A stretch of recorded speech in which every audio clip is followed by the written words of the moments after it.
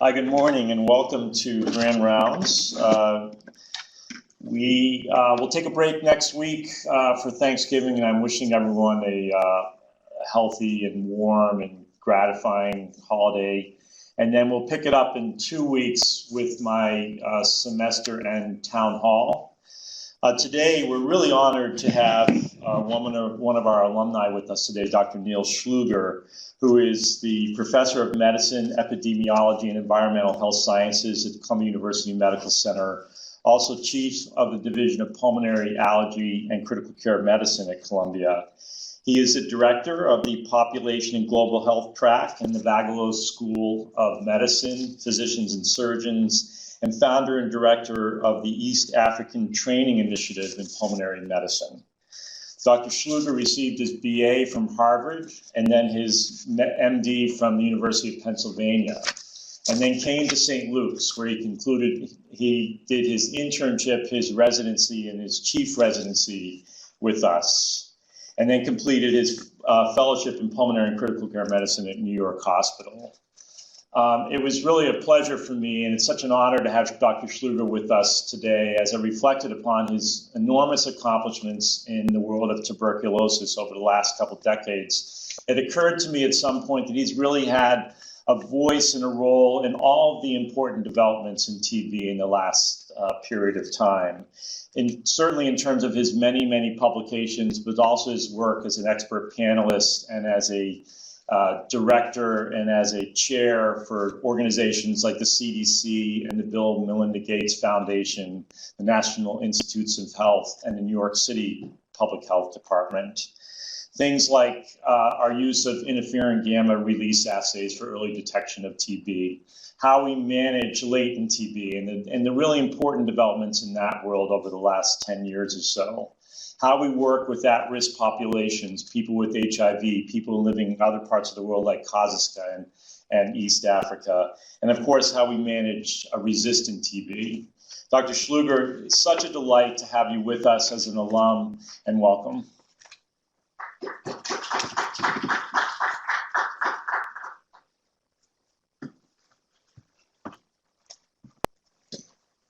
Good morning, and Dr. Stewart, thanks so much for that overly generous introduction. It's really, really fun to be here. As was mentioned, accept my apology if I just still call this St. Luke's Hospital. But this is where I train. This is where I learned to love medicine. So many of my teachers and great influences on my career were here. Dr. Torino, especially. Dave Steiger, with whom I was chief resident. I think David is still the person from whom I learned medicine the most, and maybe the physician I admire the most of all the people I've known in my career. So it's just a great delight to be here, and thank you for inviting me.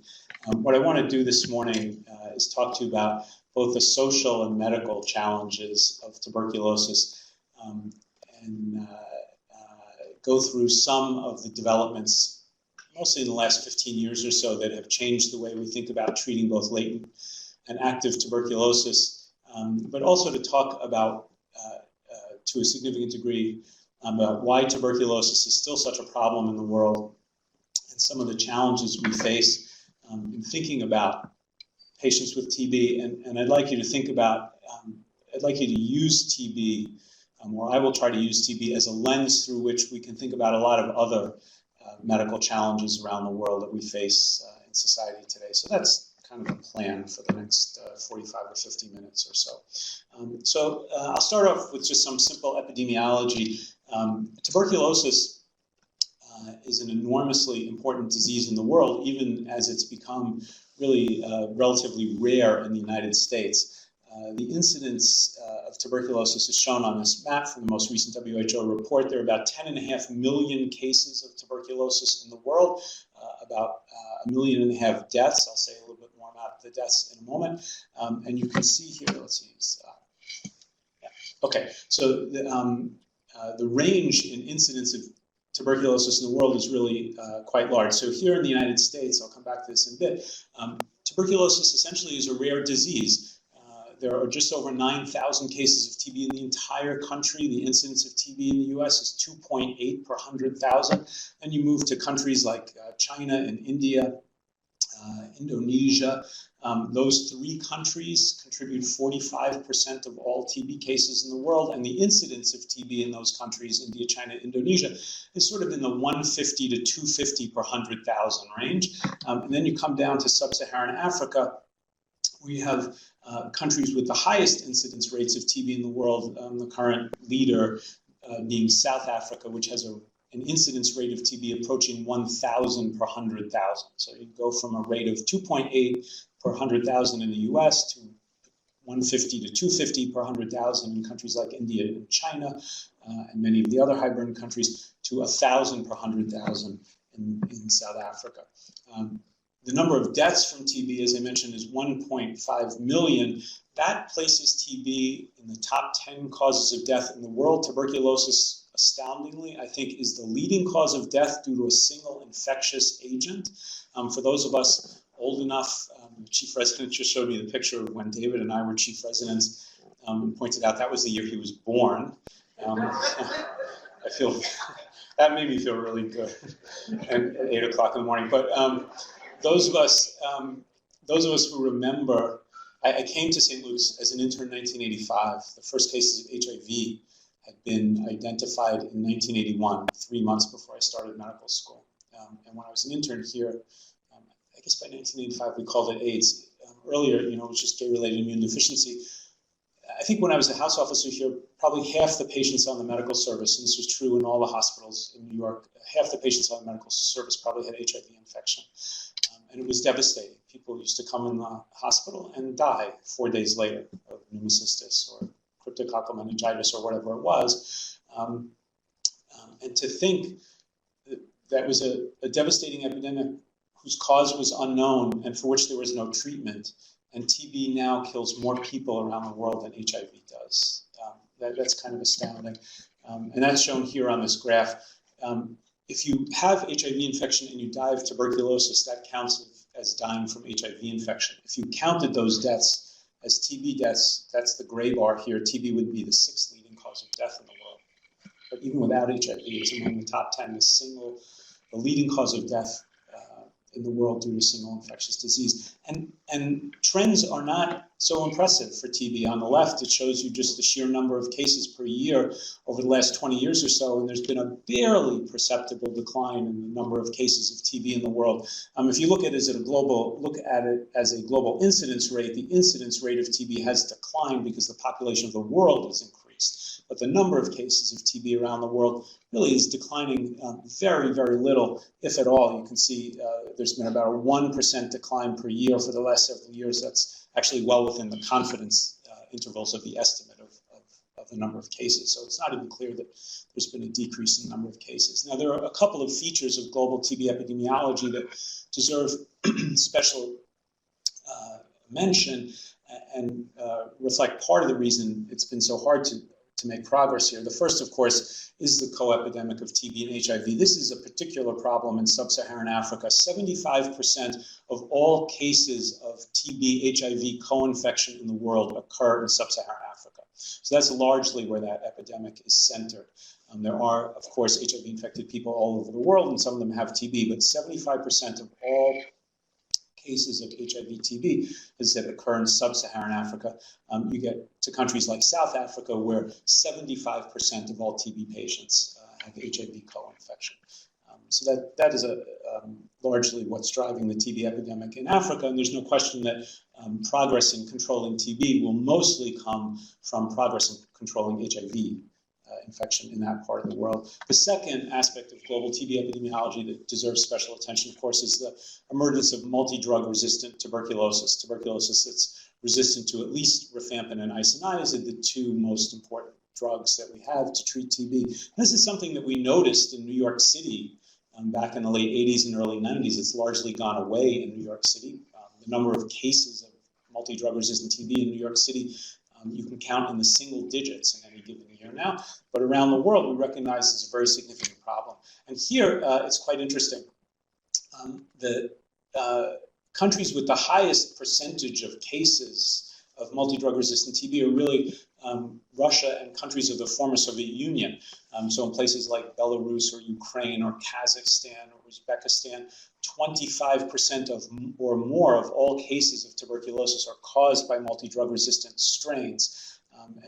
This is a huge problem in that part of the world. So you see here in Eastern Europe and then getting into Central Asia, high rates of multidrug-resistant TB. You'll notice in large parts of Africa, there's a lot of white. That doesn't mean there's no multidrug-resistant TB. It means that countries in Africa don't have the resources to routinely do drug susceptibility testing. We don't really know how much multidrug-resistant TB there is in those countries. But this is a very significant problem, and overall, we estimate that there are about 600,000 cases of multidrug-resistant TB in the world, and what these data show from the recent WHO Global TB report is that the vast majority of people in the world with multidrug-resistant TB are neither diagnosed nor treated.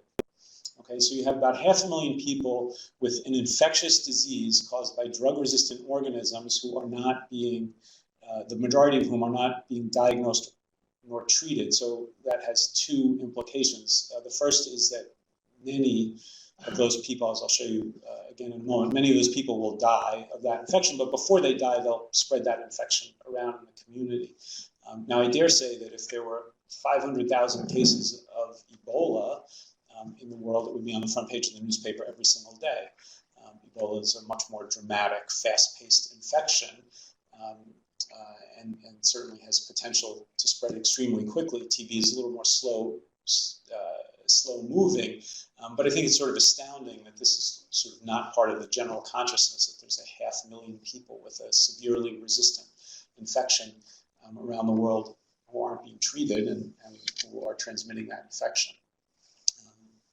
To make the point a little further, the most recent data from WHO suggests that only about, so as I just showed you, about 175,000 of these 600,000 or so people are being treated, and of those who are being treated, only about half of them have a favorable outcome. Right? So the vast, vast majority of people in the world with drug-resistant TB are going to have a very bad outcome. Okay. So that's sort of global TB epidemiology. We'll come back to the epidemiology of TB in the US and New York City a little later, but I want to, for a few moments, talk about some of the progress that's been made in treating both latent and active tuberculosis, because after a long period of essentially nothing happening, in the last 15 years or so, quite a bit has happened to improve, I think, our ability to treat both latent and active TB. So I'll start with a few comments about latent TB. These are graphs from two mathematical models by different groups of modelers that both suggest the same thing, that if we intend to eliminate tuberculosis from around the world, we won't be able to do it without massive treatment of latent tuberculosis infection. We estimate that about a third of the world has latent tuberculosis infection. Human beings, for all intents and purposes, are the only reservoir for Mycobacterium tuberculosis. So we are the host. Without eliminating that reservoir of latent infection, it's unlikely we'll be able to eliminate TB. So as you know, if you have latent tuberculosis infection, which as I say, we think is about a third of the world, you have about a 5 to 10% chance of developing active TB in your lifetime. And so eliminating those latent infections would prevent those cases from reactivating. And as I said, several groups of mathematical modelers have suggested that without massive treatment of latent TB, we won't be able to eliminate TB. So if you just sort of treat active TB, you see on this model on the right, you get about this much decline in TB rates around the world, but not even close to elimination, and that's the same as this model here. So how do we do that? So for a long time, treatment for latent tuberculosis infection was 9 months of isoniazid, and I won't ask for a show of hands, but if you are using 9 months of isoniazid as your primary means of treating latent TB, you're almost a decade behind the times, I would say. 9 months of isoniazid has certain advantages. It works has about 80% efficacy. That is to say, if you take an at-risk group of people and treat them for isoniazid with 9 months, you'll reduce the chance that they develop active TB by about 80%. It's very, very cheap because isoniazid is a very old drug, so really cost pennies to do this, even for 9 months. On the other hand, we know from a huge experience that patients won't do this. Completion rates for 9 months of isoniazid are very, very low in the real world, including in very, very good tuberculosis control programs like we have in New York City. Completion rates are well below 50% for this. And side effects are very common. Patients don't like it. So what's new here? So the first, I think, great step forward, this is a study we did in the Tuberculosis Trials Consortium. This is a group I chaired for about 16 years. I'm still a principal investigator. This is an international clinical trials group that's funded by CDC. And so we did a study looking at 3 months of once-weekly isoniazid and rifapentine. Rifapentine is sort of like long-acting rifampin. It works exactly the same way rifampin works. Just has a very long serum half-life because of a small chemical modification to the rifampin molecule. And so this was a large randomized trial, 8,000 people who got either 9 months of isoniazid or this 3-month regimen of once-weekly isoniazid and rifampin. 12 doses versus 270 doses of medicine. And you can see here the patients. So we treated these 8,000 people and then followed everybody for 2 years afterward to see who broke down with active TB. 15 people who had been treated with isoniazid developed active TB. Only 7 people who were treated with the once-weekly regimen developed active TB. So we clearly demonstrated non-inferiority. The CDC has endorsed the use of this regimen. Patients like it. It's very well tolerated. There's less hepatotoxicity than there is with isoniazid. There's about a 3% rate of patients getting body aches and sometimes fever that causes some people not to be able to tolerate that, but it's really only about 3% of the time. So this is a very nice 12 doses, a 12-dose regimen to treat latent tuberculosis. So that was 2011. Subsequently, quite recently, Dick Menzies up at Montreal has reported 4 months of daily rifampin as a regimen, and this was again compared to 9 months of isoniazid. Was found to be equivalent to 9 months of isoniazid. So you can use 4 months of rifampin. Again, a better tolerated regimen, less hepatotoxicity than 9 months of isoniazid. So I think a regimen that many patients will like. And then quite recently, just a few months ago, Dick Chason from Hopkins reported a regimen of 1 month of rifapentine plus isoniazid taken every day. Right, so our regimen was once a week for 12 weeks. This was 1 month of daily isoniazid and rifapentine to prevent TB in patients with HIV infection, and showed very good efficacy of both regimens. The only caveat here, this is the Kaplan-Meier curve. This is one of the most unusual Kaplan-Meier curves I've ever seen because it's almost flat. Nothing happened to anyone in the trial. The number of cases of TB, regardless of whatever regimen people were on, were very low. The caveats here were that 70% of these patients, and you can see about 3,000 patients in the trial, 70% of these HIV-positive patients had negative tuberculin skin tests, despite the fact that they had well-preserved immunity. So it's not clear to me that the patients in this trial were really at risk for the outcome to begin with. Right? A good immune system and negative skin tests, so I'm not really sure why they were felt to be at high risk for TB. So that's sort of my caveat there. And in fact, in patients who had low CD4 counts, the outcomes were slightly worse with the 1 month regimen. So I think the jury, as far as I'm concerned, is still out on this particular regimen, but it's certainly deserving of further study. We've just launched another trial where we're going to give patients with latent TB infection just 6 weeks of daily rifapentine. So 45 doses taken every day, 600 milligrams of rifapentine, and that's a randomized trial where they'll get that versus any standard regimen. That study is currently enrolling, and we're doing that. So to sort of sum up, and I've gone through this quickly, I would say what current therapy for latent TB infection looks like now is that you have 2 regimens, I think, that have very solid evidence and are clearly preferable to 9 months of isoniazid, and that would be 3 months of once a week isoniazid and rifapentine, or 4 months of daily rifampin. And I think those regimens, as I said, clearly preferable to 9 months of isoniazid, which I think now is a third-line regimen and really should only be used in patients who can't tolerate rifampin for whatever reason they might have. So I think a lot of progress really in the last 8 or 9 years to make treatment of latent TB more acceptable and bring it to a point where we can imagine with these sort of short and ultra short regimens of really rolling out treatment for latent TB on a widespread scale. What about treatment for active tuberculosis? So as you know, the standard therapy for active TB for many, many years has been this 6-month regimen where there's a 2-month induction phase of isoniazid, rifampin, pyrazinamide, and ethambutol, followed by a 4-month continuation phase that consists just of isoniazid and rifampin. So this is standard treatment for drug-susceptible TB everywhere in the world. This is a so-called 100% effective regimen. If you have drug-susceptible TB, you should be cured with this regimen.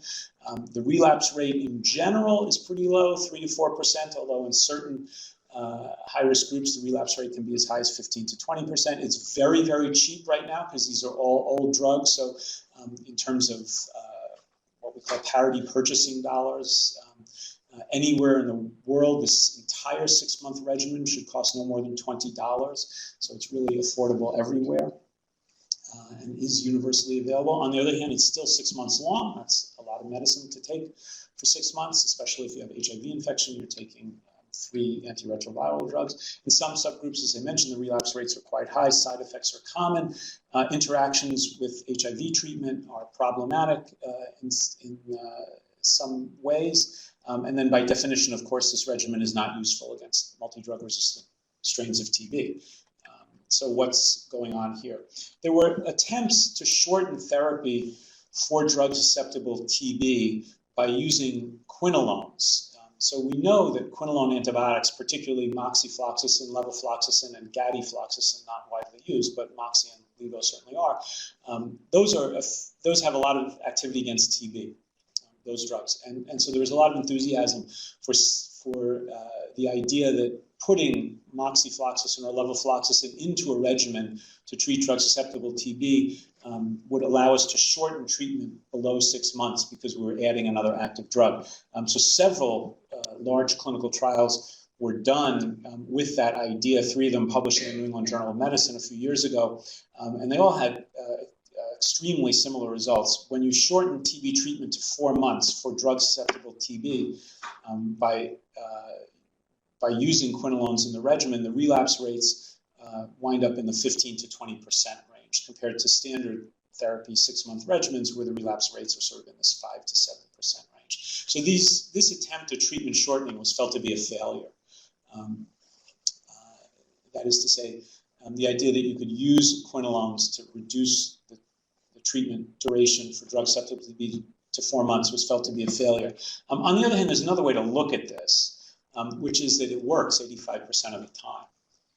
So 85% of the time, in fact, you could treat people with drug-susceptible TB for 4 months. The problem is we don't know who those patients are up front. We can't say you're the person who's going to be in the 85% of the population that's cured with a 4-month regimen. People have tried to identify factors that would predict better or worse outcomes. There's a recent paper by several colleagues published in Nature Medicine. And we know this, that if you have a high burden of TB, your baseline smear was 3+ positive or more. If you're HIV infected, if you don't take your medicine, take less than 90% of the doses, and if you have extensive cavitary disease, that sort of predicts a poor outcome. So does that mean that if you don't have any of these characteristics, you're HIV negative, you don't have cavitary TB, your smear is only 1+, does that mean you're one of the people who could get away with just 4 months of treatment? It might. We don't know for sure. Clinical trials based on that sort of risk stratification are being planned, and so that might work. In the meantime, the best chance, I think, for shortening therapy for drug-susceptible TB to 4 months, again, rests on the use of highly active, highly potent rifamycins. So rifampin, which we know for many years is the most potent anti-TB drug that we have in routine practice. That's definitely true. Over the last 15 years or so, there's been a realization that we've been using rifampin and other drugs like it far below their potential. We probably use rifampin at much too low of a dose in the treatment of drug-susceptible TB. And so people have been interested in either higher doses of rifampin or more potent rifamycins to see if that could allow us to shorten therapy. So these are data from an experiment that we published a couple of years ago where we gave in the induction phase of treatment, the first 2 months of treatment for patients with drug-susceptible TB, higher and higher doses of rifapentine, as I said, a long-acting rifamycin, and compared them to 600 milligrams of rifampin. And what we saw here is if you give patients rifapentine 1,200 milligrams a day instead of 600 milligrams of rifampin, along with isoniazid, pyrazinamide, and thiamitol, for the first 2 months, after 2 months of therapy, you get 100%, essentially 100% culture conversion, whereas with the standard therapy, you get only about 80% culture conversion. So to us, that meant that we were achieving a much higher efficiency of killing TB early on in the infection. And this was well tolerated. So based on this study, we've gone ahead and planned a treatment shortening study where the standard treatment for TB, the standard 6-month arm that rests on rifampin, will be compared to a 4-month arm, one of 2 4-month arms, where rifapentine at a dose of 1,200 milligrams a day is substituted for 600 milligrams of rifampin. And that will be used to shorten treatment to 4 months. This is a large trial. It's completely enrolled, I'm happy to say. Enrollment began January 2016. Enrollment is completed. And so we're just in the follow-up phase, and we expect results from this trial by about mid-2020. So we'll see. I think at the moment, as I said, this is the best strategy for shortening treatment for drug-susceptible TB. Is either with more potent rifamycins or higher doses of rifampin. There are other groups that are just jacking up the rifampin dose instead of 600 milligrams a day, roughly 10 milligrams per kilogram, to 30 milligrams per kilogram a day, or things like that. So some of those trials are happening too, but our trial, I think, will be the first large phase 3 trial to report results. So stay tuned about 6 to 9 months from now, and we'll have the answer to this. In the arena of drug-resistant TB, there's been some progress and some potentially very exciting progress. This is not an area that our consortium works in, so this is in our work, but just so you're aware of what's going on, traditional regimens for drug-resistant TB, that is TB resistant to isoniazid and rifampin, have really relied on a combination of quinolones and injectables, amikacin, streptomycin, capreomycin, kanamycin, drugs like that. And those regimens are 18 to 24 months long. When I was running the TB clinic at Bellevue Hospital in the mid-90s, we had lots of patients with drug-resistant TB. Patients hate these regimens. The injectables are unpleasant and painful, have lots of side effects, and the world has really been searching for something better. So recently it was reported that a shorter regimen for multidrug-resistant TB might be efficacious. This is the so-called Bangladesh short course regimen. It's a lot of drugs. You get all of these, 1, 2, 3, 4, 5, 6, 7 drugs for 4 months, and then you get 4 of them for another 5 months after that. So the whole length of the regimen is 9 months. And don't worry about the details, but it's a lot of medicine with a lot of side effects, but it's 9 months instead of 18 months. And recently in this phase 3 trial, it was reported that that 9-month regimen is as effective as this sort of standard 18 to 24-month regimens that had been used previously. So if a patient is a suitable patient for this 9-month regimen, potentially all these drugs in this way at these doses is a way to shorten treatment from 18 months to 9 months for multidrug-resistant TB. I think more exciting were the results of this trial, the NIX-TB trial. I was chair of the DSMB for this trial. This is a trial, it was a small trial, single arm, not randomized, observational cohort study. That was a regimen that consisted of 3 drugs, bedaquiline, which is a recently approved drug for the treatment of drug-resistant TB, a drug called protominid, which is a nitroimidazole, sort of like a distant cousin to metronidazole, you can think of it that way. It's a relative of a drug that has been approved for the treatment of TB called delamanid. So this is predominant. And then linezolid. Now, linezolid is a drug that's quite useful against methicillin-resistant Staph aureus infections. Linezolid has tremendous activity against TB. And anecdotally, people have sort of realized that it's quite a good TB drug and has been used to treat multi-drug-resistant TB.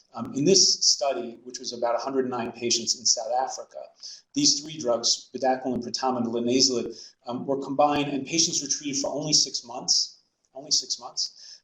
The patients here were quite challenging. 62% of them had extensively drug-resistant TB, so resistant to isoniazid, rifampin, quinolones plus injectables. Half of them were HIV infected.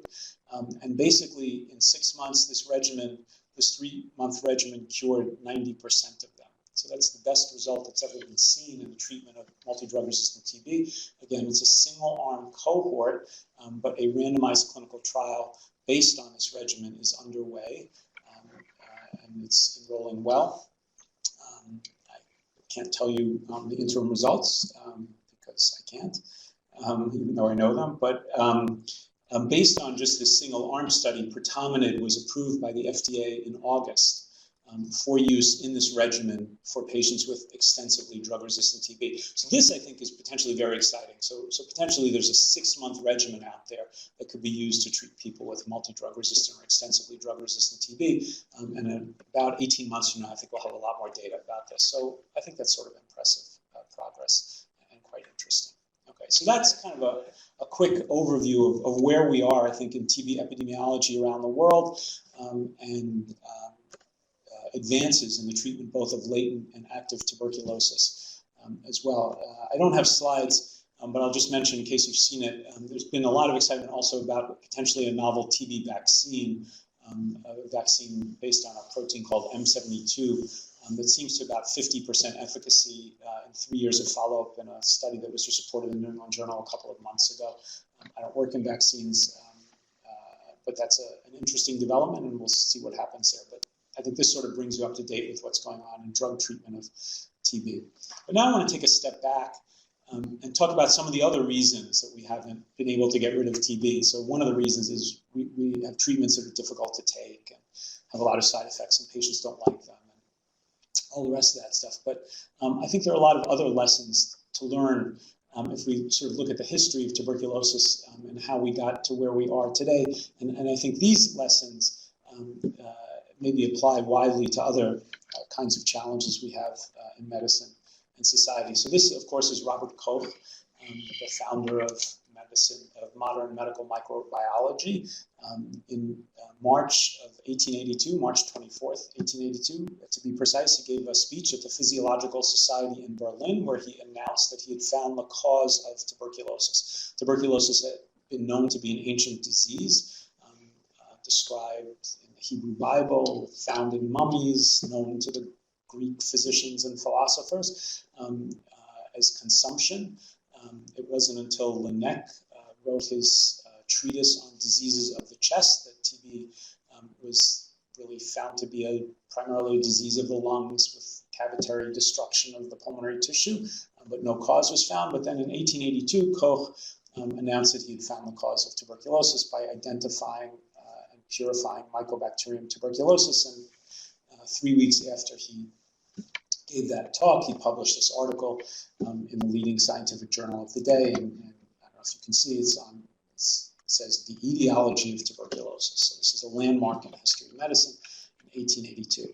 Now, in the 19th century and even the 20th century, TB was really a part of the general consciousness because everybody had tuberculosis. Everyone had TB. This is just a list of some very well-known writers and artists and composers and some politicians who've had TB, and you know, these are names you know. And, it was really just part of the general consciousness in many different ways, in a way that, in a sense, HIV is part of the general consciousness today. Right? So you had popular entertainments like La Traviata or La Boheme, which prominently featured characters with TB, right? So in La Traviata, Violetta, who's the tragic heroine, dies from tuberculosis. I mean, that's sort of the theme, one of the themes throughout the whole opera. La Boheme, Mimi in La Boheme has TB, right? So if you're not an opera fan, but maybe you've seen Rent, right? In Rent, Mimi is the same Mimi, except in Rent she has HIV infection instead of TB. So TB was sort of in the general consciousness in a way that HIV is today, or other diseases as well. Why was there so much TB? What was sort of going on in society? This is a photo from a very important work by Jacob Riis called How the Other Half Lives, a pioneering work of photojournalism. Jacob Riis was a Danish social reformer with a camera, came to New York at the beginning of the 20th century and went to the Lower East Side of Manhattan and took pictures, traveled around the United States, did similar things in other parts, but published this essay called How the Other Half Lives. So this is a photo of Jacob. I have to say, I grew up in Queens, 2 blocks from Jacob Riis Park. I never knew until sometime after college who that was. Sort of glad, to me, it was just a guy with a park, but so he turned out to be a really important guy. So this is a photo, of course, of the Lower East Side of Manhattan now, probably like some others of you, 100 years ago. All of my grandparents came to New York, 2 from Galicia, which is now, then was Poland, now is Western Ukraine, 2 from Odessa, which also is in Ukraine. And they lived on the Lower East Side. That's where immigrants came to. And this is a photo of the Lower East Side. You can see the tenement housing very close together, very little ventilation or sunlight into these apartments. This is a boarding house on the Lower East Side. This cost about 1 or 2 pennies a night to stay here.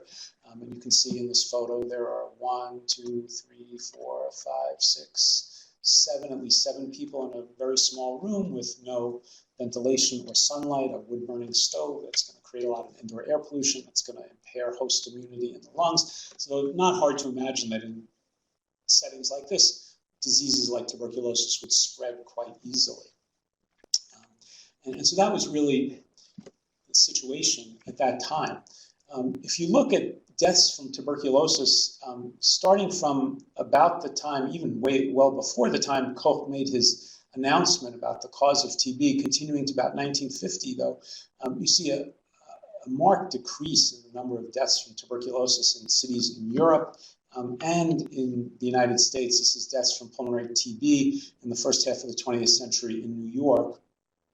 Deaths from pneumonia also went down at that time, but you see this very sharp decline in deaths from tuberculosis all around the world in the first half of the 20th century. And that's interesting, right, because there was no treatment for tuberculosis until 1948, when streptomycin was identified. And really it wasn't until the early 1950s that treatment for TB became more widely available. So you had, as I said, conditions like this, which certainly contribute a lot to the spread of diseases like TB, but something was going on in society that led to this marked decline in deaths from tuberculosis. One of those was just improvements in the economic situation of people around the world. There are very few things that track with life expectancy as well as increases in GDP per capita, and that's shown here. There are these 3 bars, 2012, 1980, 1950, and then here 1800. You can see especially you get a huge increase in life expectancy with relatively small improvements in GDP. But even when you start to get to GDP above $3,200 per capita per year, you still get increases in life expectancy.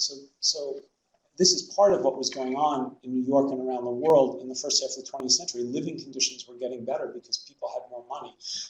And as society increases its overall wealth, you have better access to nutrition, access to better housing, education, which is associated with longer life expectancy. So these social factors undoubtedly were extraordinarily important in that decline in rates of tuberculosis. In addition, Homer Biggs was the Commissioner of Health, a pioneering figure in the history of public health, was the Commissioner of Health in New York right after Koch made his discovery, and New York City and other places instituted public health measures like mandatory reporting of TB cases, contact tracing, the use of isolation wards in TB in hospitals to prevent spread of TB. So I think all these factors, sort of some basic public health, but really general improvements in society, led to a lot of that decline in TB. Now things have changed on the Lower East Side. I took these photos in September. I think my grandparents would be surprised to know that on the Lower East Side now you can get artisanal ice cream. I don't even know what fried ice cream is. Or there are stores that sell only pencils, right? And it's really kind of shocking. A hotel room on the Lower East Side now is $500 a night, so it's like a cool place to go. So things have changed to a certain degree.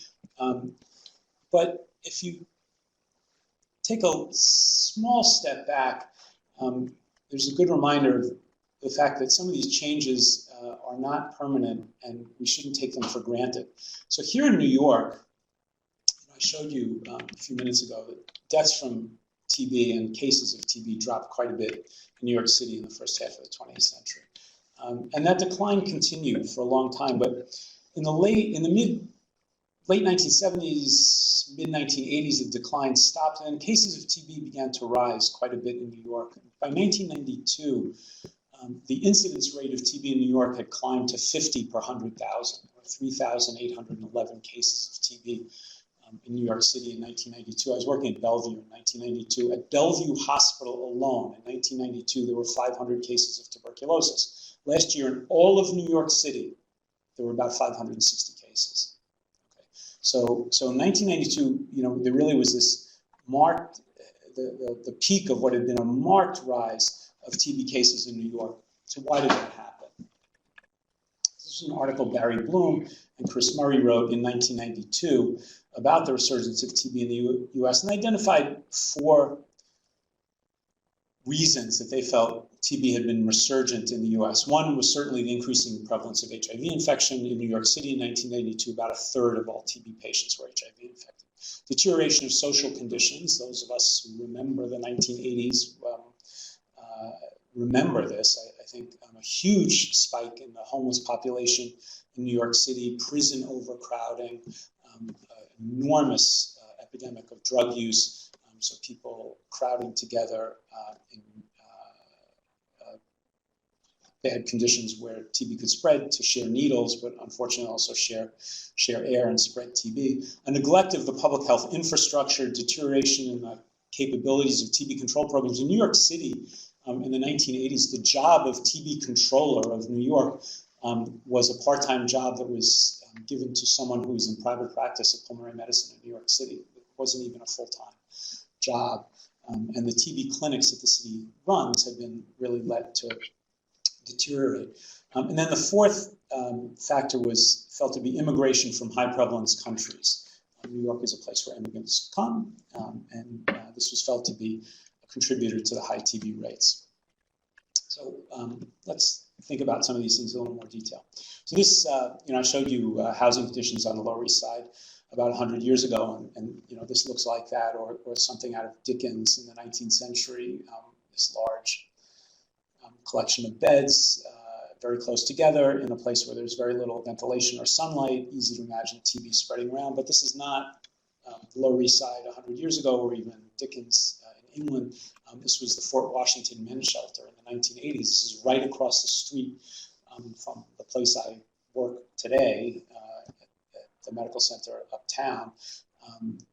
The Fort Washington Armory was a gigantic men's shelter, and this was how homeless people lived and were treated in New York at that time.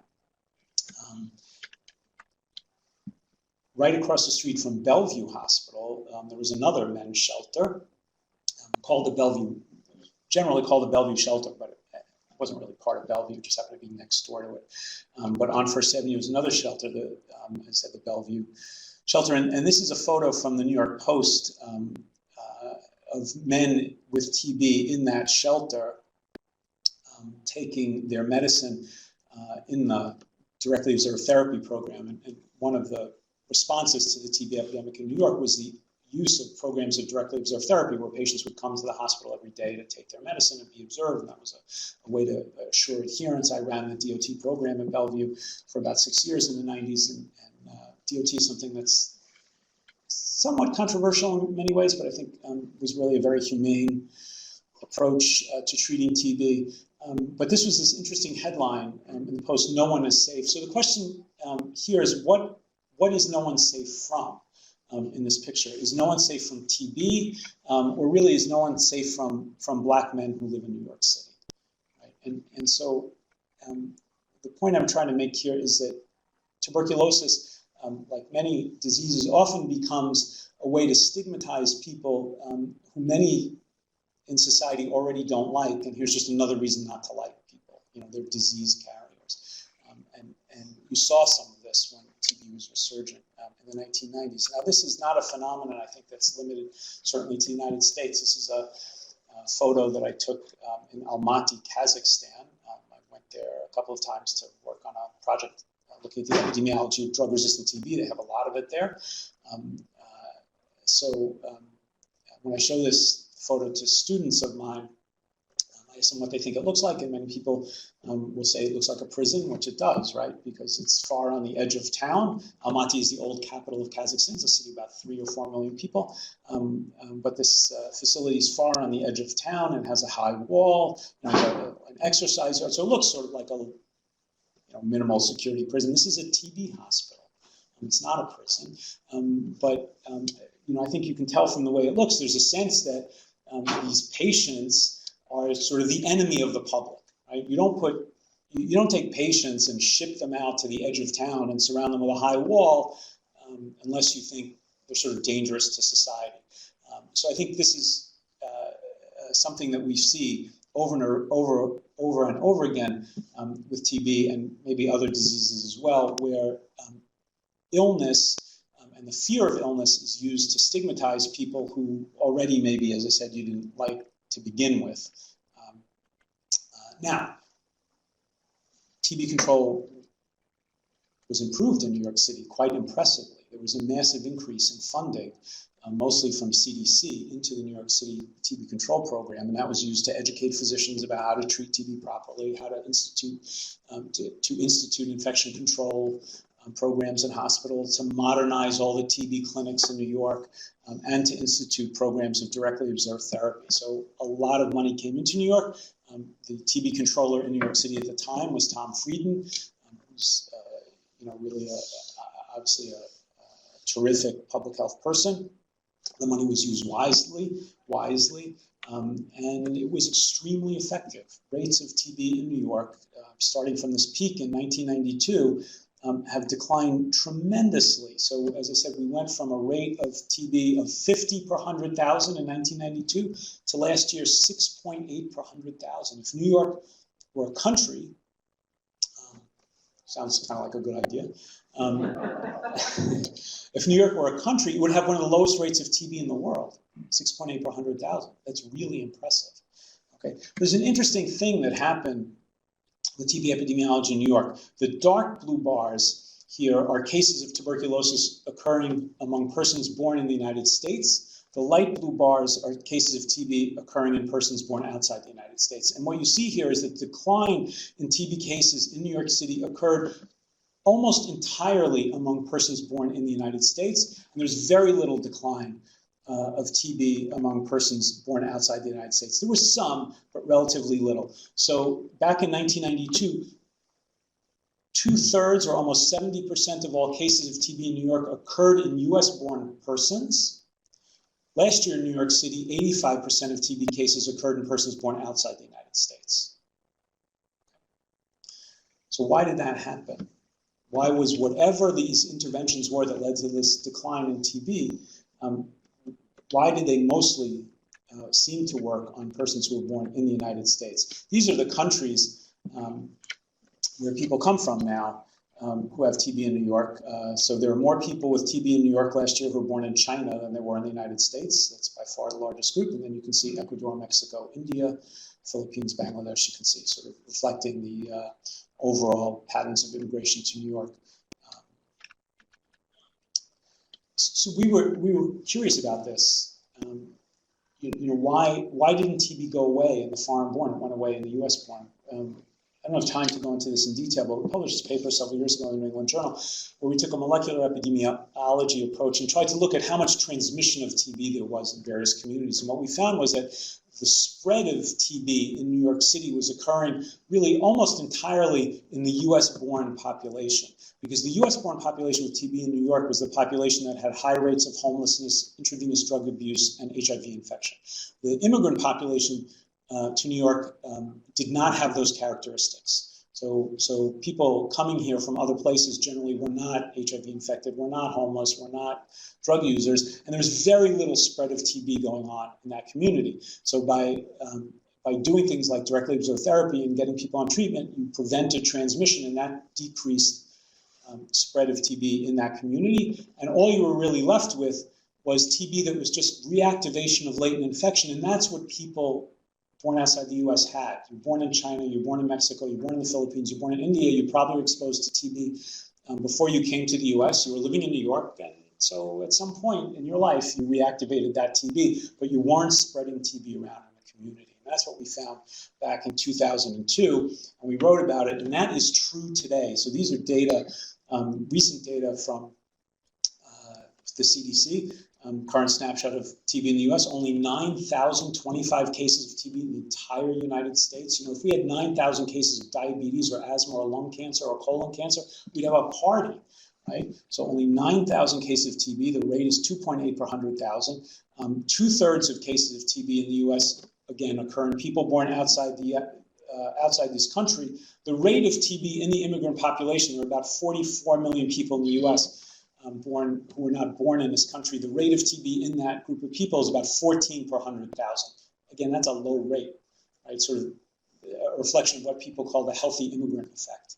Right? People who emigrate to the country in general are healthier than people back in their home countries. It's not easy to immigrate to the country. So the rate of TB, even in the foreign-born population, is not so high, but they do contribute most of the cases. But as we showed back in 2002, only 12.6% of cases of TB in the US right now are occurring because of ongoing transmission in the community.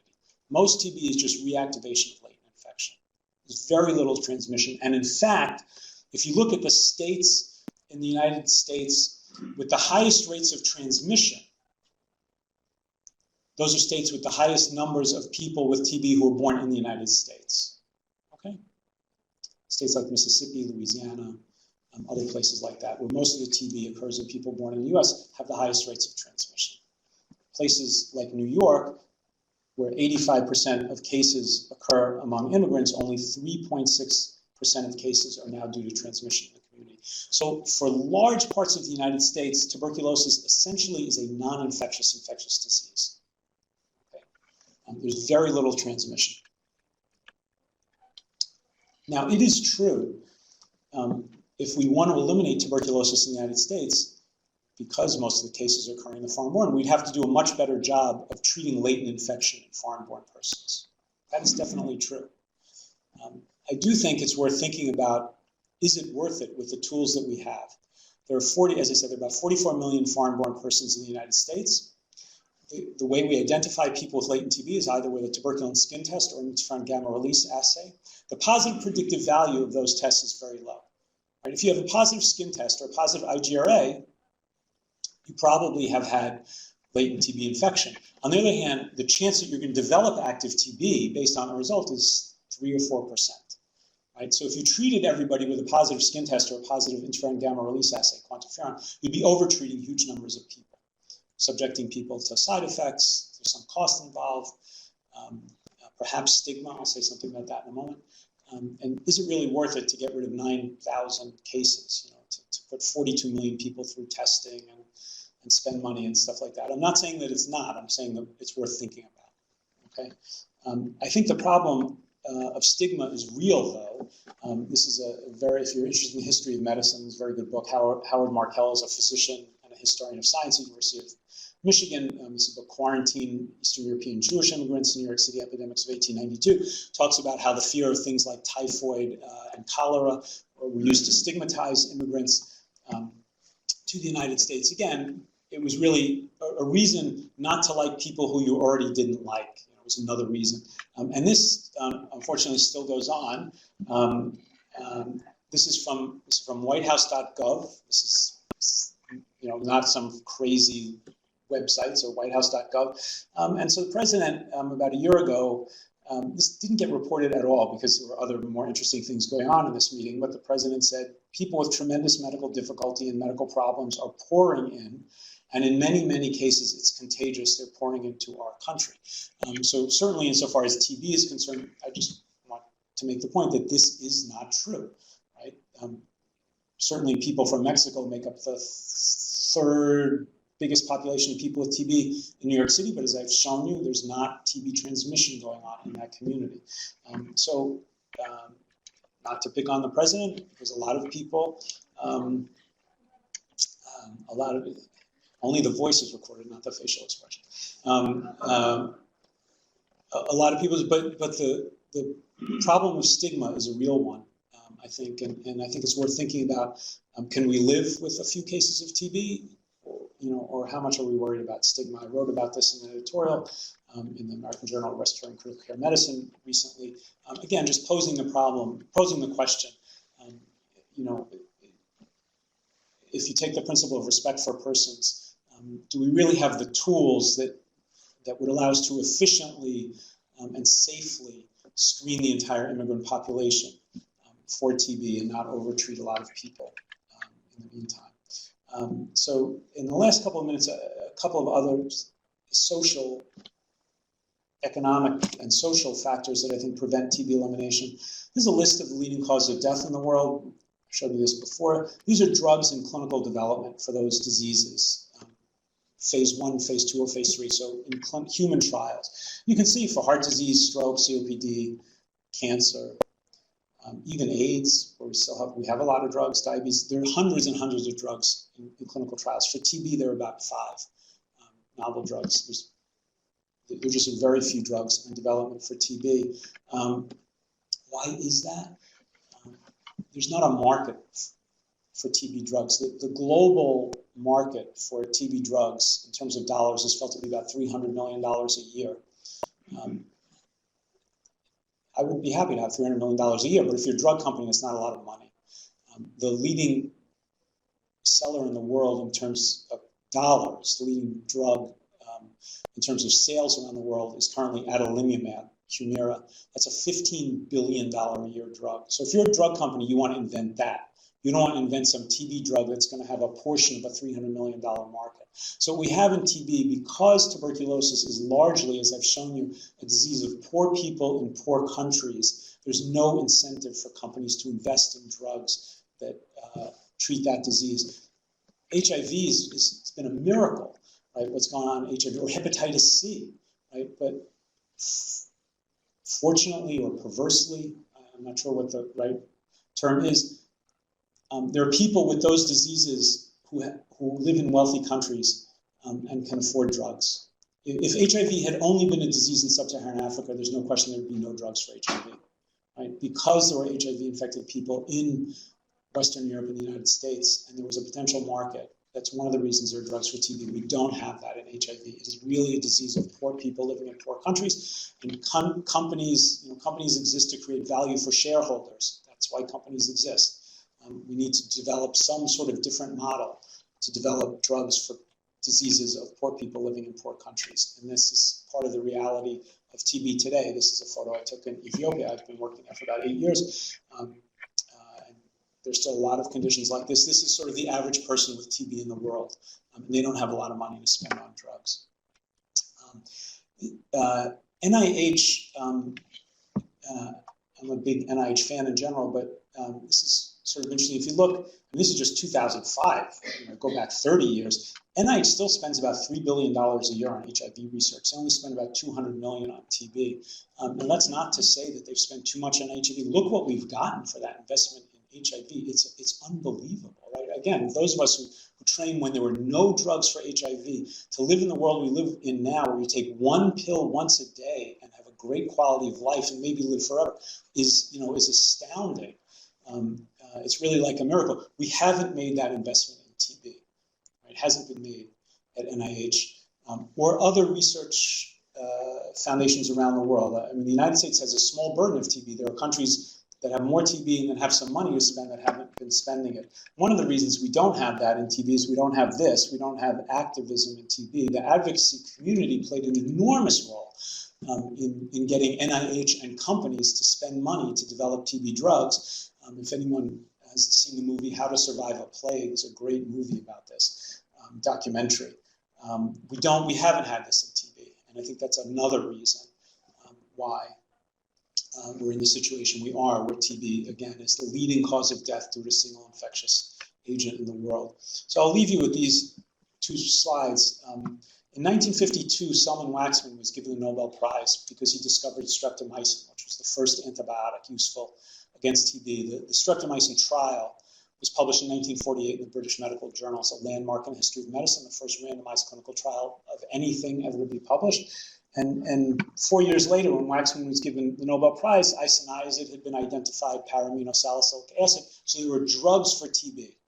And Waxman, when he received the Nobel Prize, noted that there, we now had antibiotics like PAS, and this is isoniazid, isonicotinic acid hydrolide. So he said that the conquest of the Great White Plague, tuberculosis, is now virtually within sight. TB is going away because we have drugs. This is 1952. In the same year, René and Jean Dubos wrote this great book, The White Plague, which is a history of tuberculosis. Again, if you're interested in the history of medicine, this is one of the great books about the history of medicine, where they said, listen, vaccination, antimicrobial drug therapy cannot solve the social problem of tuberculosis. Right? Antibiotics are not going to make TB go away. The language here perhaps is a little bit outdated, but the central message is the same. It's only through gross errors in social organization that TB could reach the levels that it had and continues to reach today. They understood something that Waxman didn't. TB, I think, is the prototypical social disease. The reason there's still so much TB in the world has a lot to do with the persistence of poverty in the world, the persistence of stigma, the way our economy is organized, the lack of incentives for developing treatments for diseases that affect mostly poor people living in poor countries. And it's only when we begin to address those things, I think, that we'll really be able to eliminate TB in the world. So with that, I will stop. Thanks for your attention. I'm happy to take questions.